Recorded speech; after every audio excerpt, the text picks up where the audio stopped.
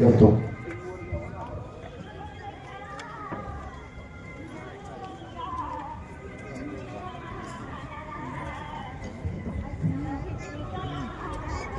आज सांगली जिल्ह्याच्या जिल्हा परिषदेच्या निवडणुकीच्या प्रचाराच्या निमित्ताने काही विचार आपल्या समोर ठेवण्याच्या हेतूने आपण या ठिकाणी सगळेजण जमलोय. बंधूंनो, विधानसभेतून पूर्ण राज्याचा विकास होतो. काही धोरणं ठरवली जातात आणि त्या धोरणाप्रमाणे राज्याच्या कानाकोपऱ्यातील विकासासाठी निधी वितरित केला जातो आणि जिल्हा परिषदेच्या माध्यमातून शासनाकडून आलेल्या निधीचा योग्य वापर करून जनतेच्या इच्छेप्रमाणे, जनतेच्या मागणीप्रमाणे निरनिराळ्या ठिकाणी सुविधा निर्माण करणं आणि त्या सुविधांचा वापर जनतेसाठी मोकळा करणं हे काम केलं जातं. म्हणून या निवडणुकीला आपल्या दृष्टीने फार महत्व. काही तरतुदी झाल्या, काही तरतुदी याच्या आधी सुद्धा झालेल्या, परंतु त्याचं पूर्णपणाने वाटप झालं का, त्या वाटपाप्रमाणे कामं झाली का, हे पाहण्यासाठी आता योग्य माणसांच्या हातात आपल्याला सत्ता द्यायची आहे. अजून बरंच काही आपल्याला करायचं आहे. या तालुक्याची गेल्या 50 वर्षातील, समजा काही म्हणणार नाही मी, पण 50 वर्षातील जर एकंदर अवस्था पाहिली तर मोठ्या हाल अपेक्षातून, अतिशय कष्टातून हा तालुका पुढे नेण्याचं काम या तालुक्यातील अनेक लोकांनी केलं. या जरा आवाज कमी करा, लांब आहे का? तर आपल्या भागाच्या विकासासाठी जो निधी शासनातून येईल त्याचा योग्य वापर होतोय का नाही, त्या माध्यमातून लोकांच्या मागणीप्रमाणे सुविधा निर्माण होत आहेत किंवा नाही, या सगळ्या गोष्टीचा ओळख या जिल्हा परिषदेच्या निवडणुकीच्या माध्यमातून किंवा निवडणूक झाल्यानंतर जिल्हा परिषदेच्या इमारतीत सुद्धा निरनिराळ्या सभामधून घेण्याची आपल्याला याद्वारे एक सवलत निर्माण होणार आहे, एक अधिकार प्राप्त होणार आहे. आणि म्हणून या सगळ्याची जबाबदारी घेणारी माणसं या पुढच्या काळात आपण निवडून दिली पाहिजे. आता 7 तारखेला मतदान होणार आहे. आम्ही जमेल तेवढी कसोटी लावून उमेदवार तुमच्या पुढे आणलेले आहे आणि विनंती करतोय, दुर्दैवानी आमच्या तर, माझ्या तर फार मोठ्या अपेक्षा होत्या, परंतु परमेश्वराला का मान्य झालं नाही हे काही मला कळलं नाही. गेली 4 दिवस झाले मी विचार करतोय की हे कसं घडलं, काय काय बोलणं झालं होतं. बंधूंनो, तुमचं नशीब फार मोठ्या प्रमाणावर उघडणार होतं, परंतु निसर्गाने घाला घातला आणि एक अतिशय कर्तबगार नेता या महाराष्ट्रातील आपल्यातून निघून गेला. पक्षाचं बंधन नाही, जाती धर्माचं बंधन नाही, कशाचंही बंधन न मानता येणाऱ्या माणसाच्या कामाची पूर्तता करणं एवढाच ध्यास घेतलेला हा नेता आज आपल्यातून निघून गेला. अनेक लोकांचं नुकसान झालं या अजितदादांच्या जाण्यामुळं. काही ग्रामीण भागातल्या बायका लढताना तुम्ही स्टेज त्या टीव्हीवर पाहिलं असेल. काल बारामतीला गेलो होतो, काही माणसं भेटली आणि मला जसं आश्चर्य वाटलं तसं त्यांनाही आश्चर्य वाटलं.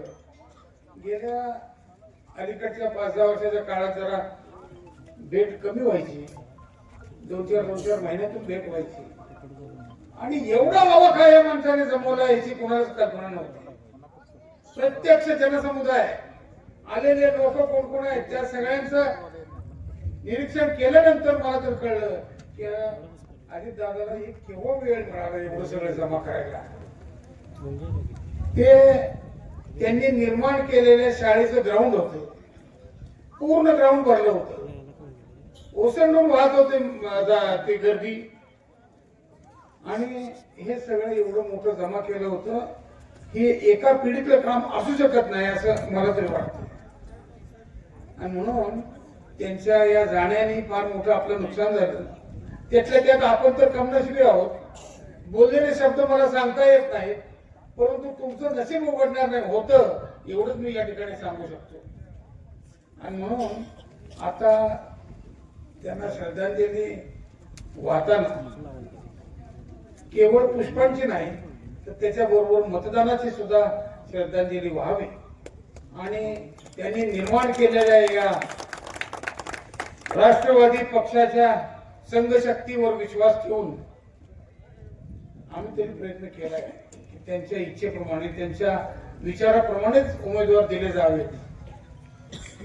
एक तर व्हिडिओ मी बघितला, माझ्या आयुष्याचा शेवटच्या क्षणापर्यंत मी फक्त लोकांची सेवाच करणार हे ठासून सांगणारा नेता या निमित्ताने आपण हरपला. असो, आता तुमच्या आमच्या हातात एकच गोष्ट आहे की केवळ अजितदादा गेले हे उघडत बसण्यापेक्षा या मातीतला गुण आहे. अनेक संकट गेल्या 1000 वर्षात या मातीवर आली, या देशावर आली. सगळी संकट बाजूला करून पुन्हा एकदा नवीन नेतृत्व निर्माण करून प्रत्येक वेळेला या देशात महाराष्ट्रात पुन्हा एकदा जनसमुदायांचं जनसेवेचं राज्य निर्माण करण्याचा प्रयत्न आपल्या नेत्यांनी केला. आणि आता सुद्धा खऱ्या अर्थाने जे स्वप्न आपण दादांच्या आधाराने पाहत होतो ते पूर्ण करण्याच्या दृष्टीने आपल्याला या निमित्ताने जी संधी प्राप्त झाली आहे ते स्वप्न पूर्ण करण्यासाठी या संधीचा आपण पूर्ण उपयोग करून घ्यावा. आणि या जिल्ह्याची धुरा आम्ही जे काही पॅनल निर्माण केलंय यांच्या चिन्हाच्या पुढचं बटन दाबून एक सामुदायिक जबाबदारीची जाणीव असणाऱ्या लोकांची फळी निर्माण करूया आणि या जिल्ह्याच्या विकासाचं स्वप्न पूर्ण करण्याच्या दृष्टीने प्रयत्न करूया. बंधूंनो, राजकारण कशासाठी करायचंय? सामान्य लोकांचं जीवनमान बदलण्यासाठी म्हणजे विकासाकडे नेण्यासाठी हे राजकारण करायचं आहे. ह्याची एकदा कोणगाठ बांधली पाहिजे. आपल्याकडं हा तालुका स्वतंत्र झाल्यापासून जवळजवळ 40 वर्ष राजकारण आपल्या तालुक्याच्या पातळीवर चाललंय. मला आपल्याला असं सुचवायचं आहे की आता तरी निदान आपल्या राजकारणाची दिशा काय असावी हे तुम्ही आम्ही सर्वांनी एकदा निश्चित केलं पाहिजे. एक काम झालंय, आपल्या तालुक्यात पाणी आलंय. आता पाण्यावर काय करायचं आहे? पहिल्यांदा द्राक्षाचं पीक शेतकऱ्यांच्या प्रयत्नातून उभं राहिलं, बऱ्यापैकी पैसे मिळाले, आनंद वाटला, लोकांची प्रगती जरा जरा दिसायला लागली. पण पुन्हा ते सुद्धा पीक निसर्गाने आमच्या हातातून हिसकून नेलं. आणि आता जीवनमान जगण्यासाठी शेतीवर पूर्णपणे अवलंबून राहायचं असेल तर आपल्याला ऊसाचंच पीक करावं लागेल आणि ते पीक फार मोठ्या प्रमाणावर वाढवावं लागेल. तरच खऱ्या अर्थाने पुढची पिढी ही आपल्याला प्रगती पथावर गेलेली दिसेल. आणि म्हणून मी आपल्याला सांगू इच्छितो की या पुढच्या काळात या पद्धतीने शेतीचं नियोजन, त्याचबरोबर आणखीन काही कामं आपल्या अर्धवट राहिले, घेणाऱ्या प्रत्येक पिकावरची प्रक्रिया याच तालुक्यात व्हावी अशा पद्धतीचं नियोजन, प्रक्रिया संस्थांचं नियोजन आपल्याला या विभागात करावं लागेल. तरच खऱ्या अर्थाने निर्माण केलेल्या पिकाचा सगळ्याचा सगळा दाम आपल्या पदरात पडेल आणि त्याच्यातून आपली परिस्थिती सुधारेल. अशा पद्धतीचं एक उद्दिष्ट डोळ्यासमोर ठेवून आपण गेलं पाहिजे. आणि मग हे उद्दिष्ट पूर्ण करताना जिथं जिथं मदत लागेल तिथं तिथं आपला माणूस असला पाहिजे. निवडून दिलेल्या प्रतिनिधींच्या माध्यमातून हे सगळं स्वप्न पूर्ण करण्यासाठी आपल्याला ते उपयोगी पडले पाहिजे. अशा पद्धतीचा विचार या निवडणुकीच्या निमित्ताने आपण आपल्या पुढे ठेवला पाहिजे, तरच खऱ्या अर्थाने या पूर्ण तालुक्याचा विकास होईल. बसपाच्या वाडीचे डेप्युटी सरपंच मग त्यातला चांगला विचार मांडला ओलेकर. आपल्या तालुक्यातीलच लोकांच्या माध्यमातून आपला विकास करण्याची इथं पुढच्या काळात विचारधारा सुरू झाली पाहिजे, असं त्यांच्या म्हणण्याचा उद्देश होता. खरंय, मला काय कोणावर टीका करायची नाहीये. जसं जसं राजकारणात आम्हाला काही गोष्टी ऍडजस्टमेंटच्या कराव्या लागल्या त्या केल्या, इलाज नव्हता. आणि राजकारण पूर्णपणे यशस्वी करण्याची ऐपत नव्हती. आता याचा अर्थ कसा काढताय बघा, परंतु ऐपत नव्हती हेच खरं आहे. अनेक वेळा निवडणुकीला पैसा कमी पडलाच. कुणी केली निवडणूक महाग? बाहेरनं येणाऱ्या लोकांनी निवडणूक महाग केली. मला काय त्याच्यावरती तक्रार नाही. ज्याला जी संधी लोकशाहीत मिळालेली असते ती तो वापरणार. आम्ही सांगून काही थांबणार नाही, परंतु त्यांच्या प्रवृत्तीचा परिणाम मात्र या तालुक्यावर सगळ्यात जास्त झाला. मला तर असं म्हणायचं आहे की अखंड पश्चिम महाराष्ट्रात सगळ्यात वाईट परिणाम जर या पैशाच्या राजकारणाचा कुठं झाला असेल तर तो कवठे मंकाळमध्ये झाला. आणि मग सर्वसामान्य लोकांच्या पुढच्या प्रगतीची सगळी दार बंद झाली, एकच दार चालू राहिलं. आणि आमच्या सरकारनं आपल्या सगळ्या मनातल्या कल्पना बाजूला ठेवून हे चाललेल्या पैशाचं आज सुद्धा तेच चाललंय. आज सुद्धा तेच चाललंय. तुमच्यावर तर फार मोठी जबाबदारी आहे, फार मोठी जबाबदारी आहे. येत्या निवडणुकीत एक 2-4 तर पूर्ण बाजूला ठेवा, नाही तर परत एकदा आडी नाशवल्याशिवाय सोडत नाही. यांच्याकडे कलाच तेवढी आहे. कोण कुठला कोणत्या गावचा काय बघू नका. त्याचं पूर्व चारित्र्य जर संशयास्पद असेल तर मतदान देऊ नये, हे कर्तव्य बजावावं अशी माझी तुमच्या पुढे आग्रहाची विनंती आहे. नाहीतर या तालुक्यात आता पुढची पिढी पुन्हा एकदा बर्बाद केल्याशिवाय ही दलाल मंडळी थांबणार नाही. म्हणून या तालुक्याच्या पुढच्या प्रगतीसाठी अजितराव घोरपडे किती किंचाळून भाषण केले काय उपयोग नाही होणार. तुम्ही कोणचं बटन दाबताय त्याच्यावरच हे सगळं अवलंबून आहे. आम्ही किती पळालो, किती दमछाट केली तरी तुमच्या एका बोटाच्या किमयेशिवाय हे घडू शकत नाही. आता एक गोष्ट वेळ गेला तरी चालेल, पण तुम्हाला सांगतो. काल अजित दादाची एक जवळची मित्र, बऱ्याच वर्षापासून माझे मित्र आहेत, बारामतीत भेटले. किरण गुजर नाव सुद्धा सांगतो. आणि त्यांनी सांगितलं, घोरपडे साहेब, दुर्दैव आहे तुमच्या आमच्या सारख्यांचं. अलीकडच्या काळात दादा पूर्णपणे नाराज होते. म्हटलं काय झालं? या पिंपरी चिंचवडसाठी आणि या बारामतीसाठी जीव ओतून काम केलं. फक्त जीव जायचाच राहिला होता. एवढं निकराचं आणि टोकाचं काम वेळ देऊन शरीराची पर्वा न करता या ठिकाणी उभं केलं. परंतु दोन्ही ठिकाणी जनतेने त्यांना पराभव पचावावा लागला.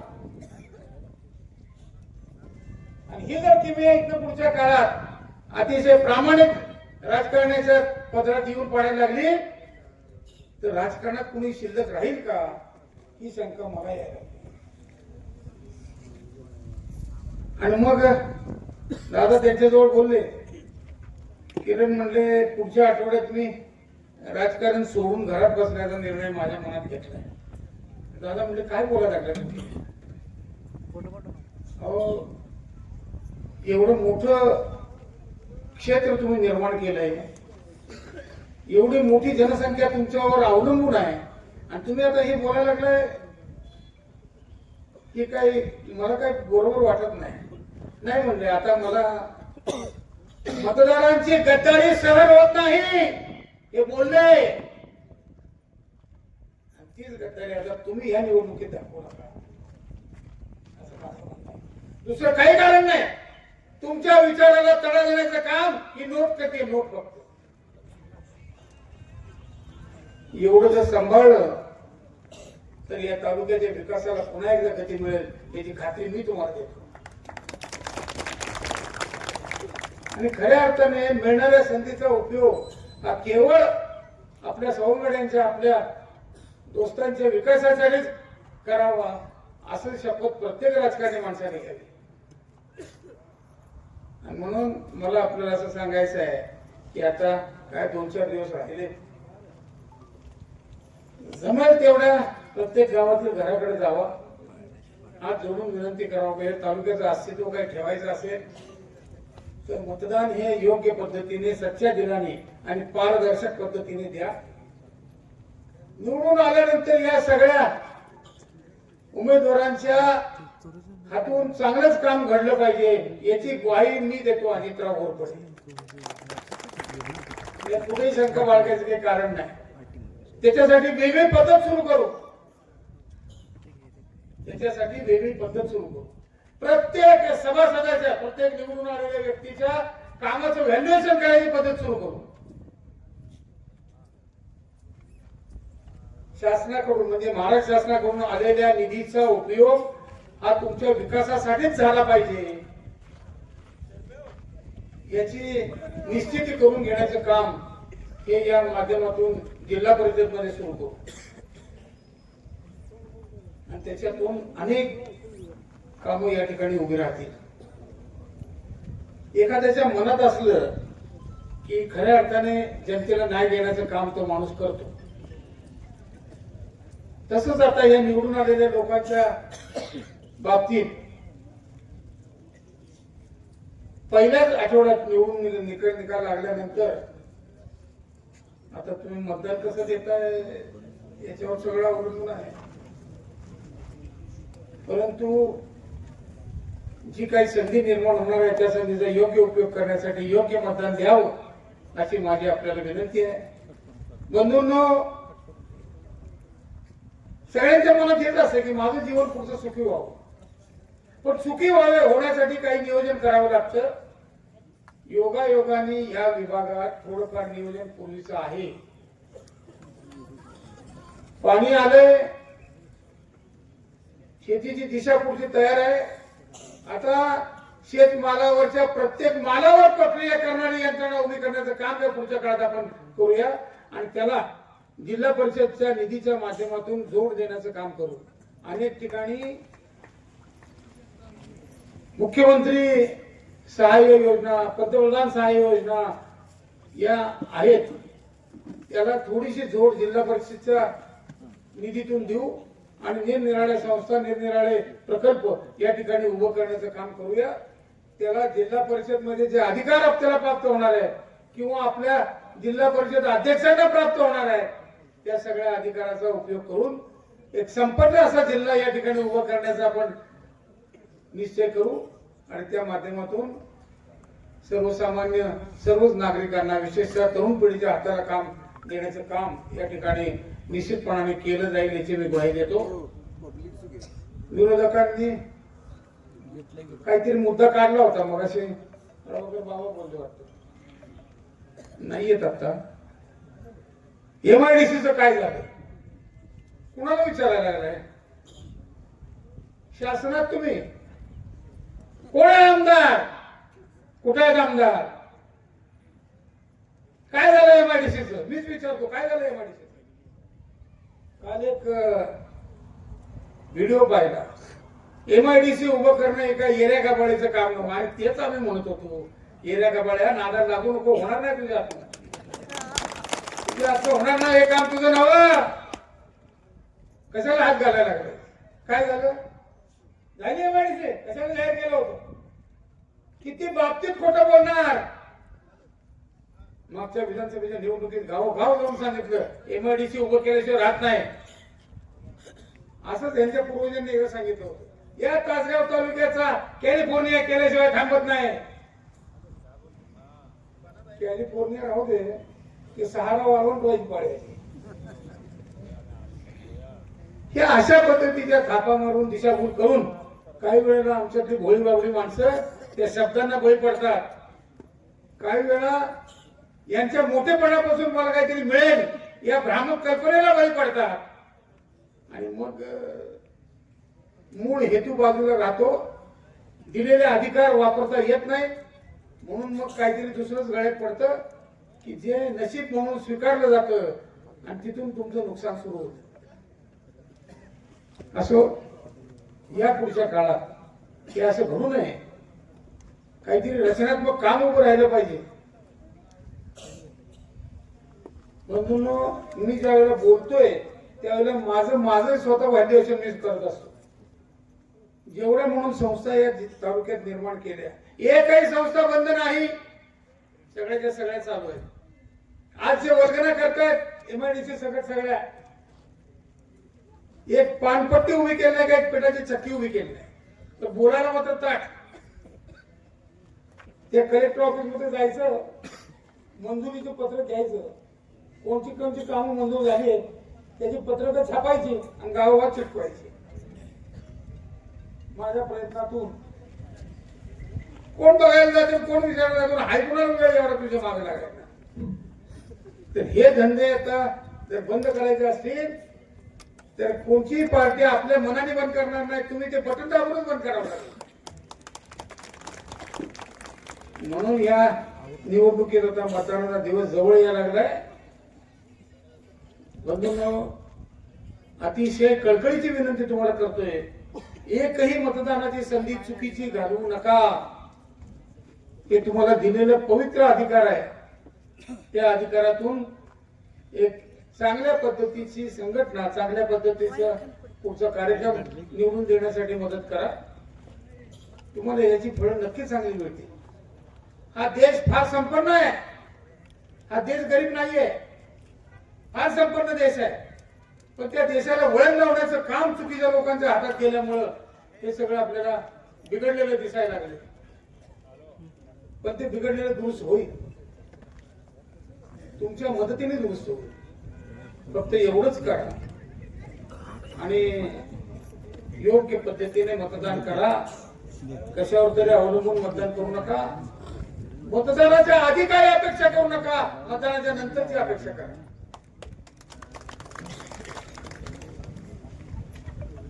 आणि पुढच्या पिढीला काहीतरी निर्माण करून देण्याचा प्रयत्न आपण या तालुक्यात करूया.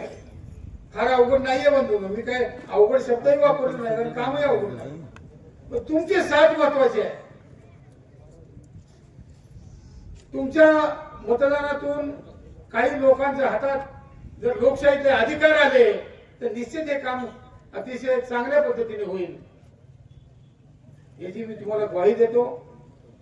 मतदार आता जवळ आले. योग्य पद्धतीने स्वतःच्या वाहनातून किंवा उमेदवारांनी आपल्या उमेदवारांनी दिलेल्या वाहनातून जाऊनच मतदान करा आणि कशाची अपेक्षा न करता मतदान करा.